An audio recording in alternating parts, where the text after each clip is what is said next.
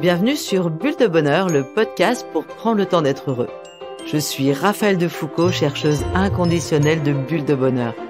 Ce podcast est propulsé par 2 minutes de bonheur et publié tous les jeudis. Aujourd'hui, nous vous proposons notre numéro 168, J'évite le burn-out. Cette semaine, la parole est à Jessica, qui nous a raconté combien les cartes de 2 minutes de bonheur en famille sont la bouffée d'oxygène de sa famille tous les soirs. Et elle nous dit « Ces cartes sont devenues un vrai rituel. Dès mon retour du boulot, je me pose avec mes 2 enfants et nous prenons le temps de répondre à une question. Ensuite, on enchaîne, les bains, le travail, le dîner. Bien souvent, nous reprenons la discussion à table ou quand je vais les embrasser au moment du coucher. Et vous, comment utilisez-vous 2 minutes de bonheur en famille ? Je vous propose de m'envoyer vos témoignages à raphaël@2minutesdebonheur.com. Oh là là, mais qu'est-ce que ça me chicote! Je n'ai pas d'énergie depuis quelques semaines. Je suis fatiguée, facilement énervée par les remarques des autres ou les disputes des enfants. Je travaille beaucoup depuis quelques mois car nous sommes en sous-effectif au bureau. À la maison, je ne vois pas le bout de la liste de choses à faire. Je ne suis pas très efficace en ce moment. Et le week-end, j'ai du mal à récupérer. Les enfants terminent de me pomper le peu d'énergie qu'il me reste. Je n'ai pas envie de sortir, je préfère rester à la maison tranquille, sans voir personne. Et là, ça me chicote. Je ne me reconnais pas. J'ai envie, mais je n'y arrive plus. Finalement, est-ce que je ne suis pas en train de flirter avec le burn-out ? Comment faire pour récupérer cette énergie qui me définit si bien ? Le burn-out, c'est quoi exactement ? Nous allons évoquer cette semaine donc le burn-out dans toutes ses sphères, qu'il soit professionnel ou parental. En anglais, burn-out veut dire brûler complètement. D'ailleurs, au Québec, là où j'ai habité, on utilise cette expression « je suis complètement brûlé » pour évoquer un état d'épuisement physique, émotionnel et mental lié à une dégradation du rapport d'une personne à son travail ou à sa vie familiale. Ça se traduit donc, comme je le disais, par un épuisement émotionnel, physique ou psychique. La personne est démotivée, ne se sent plus à la hauteur. Et sachez que le burn-out peut être compartimenté, contrairement à la dépression. C'est-à-dire que le parent peut avoir de l'énergie sur le plan professionnel, mais n'a plus aucun jus en famille et vice-versa. La personne tient grâce au nerf et se dit « je dois, il faut, ça ira mieux quand le dossier sera fini, ça passera quand les enfants auront grandi ». J'aime bien cette comparaison et dire que c'est un peu comme être dans une Ferrari avec un moteur de 2 chevaux. En résumé, c'est ne plus arriver à avancer au rythme habituel. Le burn-out est beaucoup plus répandu qu'on ne le croit. Selon une étude Gallup, 28% des millénials américains interrogés se sentent souvent ou fréquemment en burn-out au travail, contre 21% pour les plus anciens. Puis aussi, tout le travail qu'ont fait 2 docteurs en psychologie belges, qui sont Moira Mikolajczak et Isabelle Roskam, ont révélé des choses intéressantes dans leur livre « Le burn-out parental » paru aux éditions Odile Jacob. D'après leurs études, 5% des parents souffrent de ce burn-out et 8% sont à risque élevé. Ce mal toucherait autant les pères que les mères et affecterait davantage les milieux ayant une éducation élevée.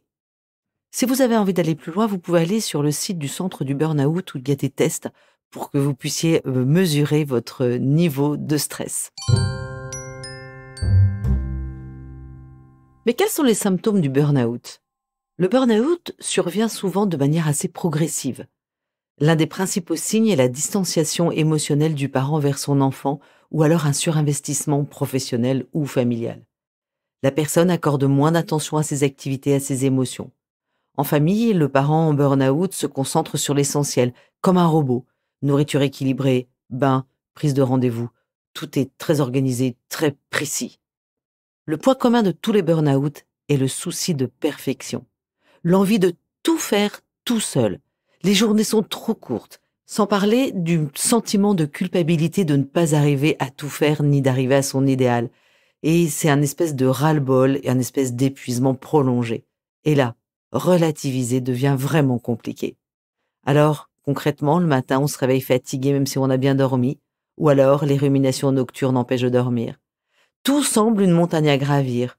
On fait semblant d'aller bien, On se sent terriblement épuisé, on cherche à le cacher. Et on se dit « je ne comprends pas ce qui m'arrive, mais comment est-ce que j'ai pu en arriver là ?» Certains mangent en cachette pour surmonter le moral, boivent un petit coup pour se détendre, et même peuvent fumer plus que de raison. Comme vous l'imaginez, l'état général se dégrade et même quelquefois des manifestations physiques sont importantes. Ça peut être des pertes ou des gains de poids, des maux de ventre, des maux de tête prononcés, de la tachycardie et encore bien d'autres choses. Tout ça amène évidemment la personne à se replier sur elle-même, elle n'a plus envie de contact social, elle laisse tomber ses hobbies, devient d'une humeur triste, sans entrain. Au travail, c'est la baisse de motivation et l'impression de ne pas être efficace qui s'installe tranquillement. Et on se dit, je n'arrive plus à me concentrer, je n'arrive plus à m'organiser, même faire un planning devient une épreuve. Et puis, sans compter que ma mémoire me lâche. Alors le salarié a de la difficulté à se concentrer, se sent débordé, ne peut plus gérer plusieurs dossiers à la fois comme il le faisait précédemment. Il a l'impression d'être dans un espèce de brouillard cérébral. S'ensuit des difficultés à prendre des décisions qui vont jusqu'à une dévalorisation des compétences professionnelles. Cela peut même conduire le salarié ou même le chef d'entreprise ou l'entrepreneur à une agressivité envers ses collègues de travail puisqu'il se sent en échec. Tout comme une agressivité envers ses enfants dans le cas d'une burn-out parentale, une attitude qui est souvent regrettée et qui apporte en plus sa dose de culpabilité. Il a été également constaté que certaines professions sont plus à risque que d'autres. En effet, le personnel médical et les enseignants notamment sont très touchés par les burn-out. En fait, c'est un peu tous les métiers tournés vers les autres. Alors est-ce qu'on pourrait dire que le burn-out est la maladie des gens généreux? J'ai d'ailleurs constaté que la période de Covid a fragilisé beaucoup les professionnels et les familles, et les situations de burn-out se sont multipliées. Moira Mikołajczak et Isabelle Roskam ont créé d'ailleurs une application gratuite qui s'appelle Dr Mood Parental, assez facile à trouver. C'est une bonne idée pour aider chacun à savoir à travers un test s'il est concerné par le burn-out parental. Qui donc est sujet au burn-out? Alors, plusieurs facteurs de risque ont été identifiés. Être surchargé de travail, subir une pression pour travailler plus vite, manquer de contrôle sur son travail, être peu récompensé ou reconnu, souffrir d'un certain manque d'équité, recevoir des demandes contradictoires, se voir imposer des objectifs peu clairs, disposer de moyens insuffisants ou en décalage avec les objectifs exigés, affronter un conflit de valeurs, subir une insécurité de son emploi ou encore se sentir isolé. Le burn-out touche en priorité les personnes fortement engagées dans leur travail et qui trouvent du sens à ce qu'ils font.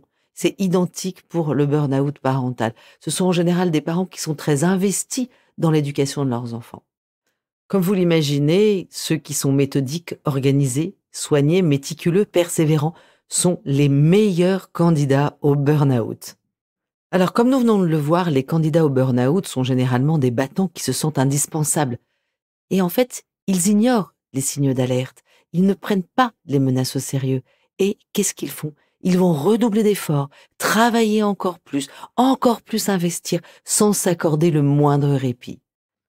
Tant et si bien qu'après quelques semaines, voire quelques mois, souvent, l'organisme se met à réagir, le poids peut jouer au yo-yo, les infections se multiplier. Et en fait, la fatigue, qui est d'abord physique, devient aussi intellectuelle.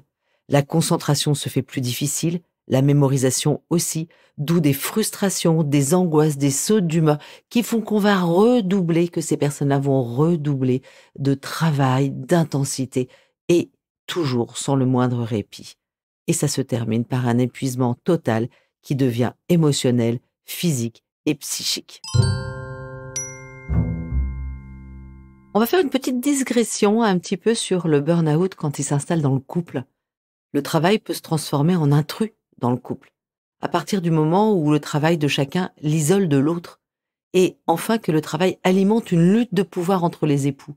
Par exemple, les discours du genre « depuis que tu as accepté cette promotion, je n'existe plus, tu n'es plus vraiment là, même quand tu es présent ». Une autre phrase que je peux aussi entendre dans mes thérapies, c'est tu es super disponible au bureau et quand tu rentres, j'ai en face de moi une femme épuisée, incapable d'échanger et de bavarder. » Ou encore, tu gères brillamment une équipe, mais avec nous, tu n'arrives pas à prendre la moindre initiative. Pour aller 2 jours en déplacement, tu trouves toujours le temps, mais pour prévoir une soirée à 2, c'est mission impossible. Autant de bribes de dialogue qui reflètent que le travail a isolé les membres du couple. C'est important pour celui qui entend ces phrases, certes sous un couvert de reproches, le fait que l'équilibre vie personnelle-vie pro est rompu. Certes, des phases de rush sont possibles. C'est important qu'elles soient bien définies dans le temps. Et on peut s'échanger en se disant « Je voulais te dire que pendant 6 semaines, je serai moins dispo, car nous avons un énorme projet à rendre qui se termine par un salon de 3 jours à Dubaï. » À partir de ce moment, le couple prendra des dispositions nécessaires pour pallier l'absence de l'un et surtout cette surcharge cognitive de quelques semaines. Et même si le rythme est dense, donner du temps à son couple est fondamental. Un texto dans la journée ou se faire livrer un dîner surprise pour passer une soirée sous la lumière des chandelles est bien simple, même si on est débordé. Après tout, on a toujours de la place pour mettre une réunion avec son boss.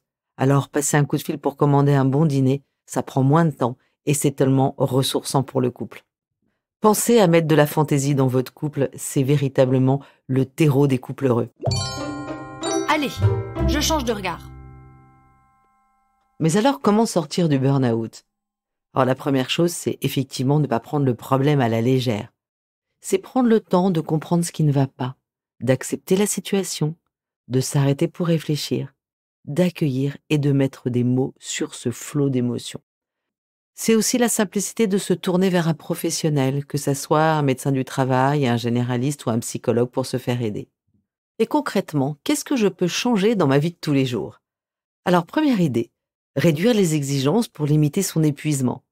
Au travail, je peux demander un allègement de certaines tâches. À la maison, si je suis préoccupée par une bonne alimentation pour mes enfants, je peux lever un peu mon niveau d'exigence et accepter de faire plus simple et toujours aussi healthy. Je vous en renvoie à notre podcast 126, je revisite mon rapport à la performance. Je peux aussi savourer les petites joies du quotidien et jouer, comme le fait Jessica, ce dont je parlais au début, jouer à 2 minutes de bonheur en famille. Donc, vous pouvez pour ça aller réécouter notre podcast 138, je prends le temps d'être heureux. Troisième idée, cherchez à se faire aider, soit au boulot par des collègues, soit à la maison par la famille ou par une aide extérieure, pour se simplifier la vie. Je peux me faire livrer mes courses, je peux acheter des paniers tout faits, me faire assister pour le goûter d'anniversaire du petit dernier, encore m'organiser avec d'autres parents pour les trajets des enfants pour le foot 2 fois par semaine. Je peux aussi prendre le temps de trouver un étudiant ou une association qui pourrait me donner un coup de main pour le devoir des enfants. Prendre soin de soi physiquement et améliorer son hygiène de vie est encore une autre piste. C'est par exemple aller simplement marcher pour prendre l'air 20 minutes tous les jours. C'est facile, pourquoi pas l'ajouter à son planning? Et si je prenais quelques cours de tennis pour me remettre à jouer avec mon mari au printemps, ça fait plusieurs mois que j'ai envie de le faire. Une autre piste encore, être positif avec soi-même. Engranger tous les jours des réussites et les nommer. Et oui, il y en a forcément. Et je peux ainsi remplir mon coffre à trésors. Je vous renvoie pour ça notre podcast 6, je me fais confiance. Enfin, une dernière idée. Essayez donc la sophrologie, la méditation pour vous aider à vous recentrer. Je vous renvoie pour ça notre podcast 114, je m'accorde des moments de méditation. Alors bien sûr, l'équilibre est difficile à trouver et toujours en mouvement, rappelez-vous. Bien sûr, il n'y a pas de recette, sauf trouver la vôtre. Et pour y parvenir, soyez attentifs à vos émotions. L'inquiétude et le stress étant de bons signaux qui avertissent que son équilibre personnel est en train de se dégrader. Et hop, je me lance. En bref, si je résume, pour éviter le burn-out, cherchez à 1. Équilibrer sa vie personnelle et professionnelle. 2. Avoir une bonne hygiène de vie, un sommeil réparateur et une alimentation saine. 3. Prendre du temps pour soi, avoir une activité physique régulière, un temps pour méditer, etc. 4. Passer du temps de qualité avec ceux que l'on aime. À vous de jouer, chers auditeurs. La carte de 2 minutes de bonheur vous suggère cette semaine de prendre 2 minutes rien que pour vous chaque jour. Méditation, coup de fil à une copine, marche, simplement un café seul en terrasse. Les idées sont nombreuses et surtout source de bien des joies et d'être détente. La petite mousse est de Diane von Furstenberg cette semaine. Elle nous dit « Vous portez le passeport qui vous permettra d'atteindre votre propre bonheur. » Avec Bulle de Bonheur, prenez le temps d'être heureux. Merci pour votre écoute. Si vous avez aimé, dites-le nous avec 5 étoiles. Laissez vos commentaires et envoyez des bulles de bonheur à vos amis et partagez ce podcast. Inscrivez-vous à la newsletter en allant sur notre site 2 minutes de bonheur pour être notifié des prochains épisodes. C'est aussi très facile de nous trouver sur les réseaux sociaux, Facebook et Instagram. Il suffit de chercher 2 minutes de bonheur. Bulle de bonheur est propulsée par 2 minutes de bonheur, des outils pour créer du lien et prendre le temps d'être heureux.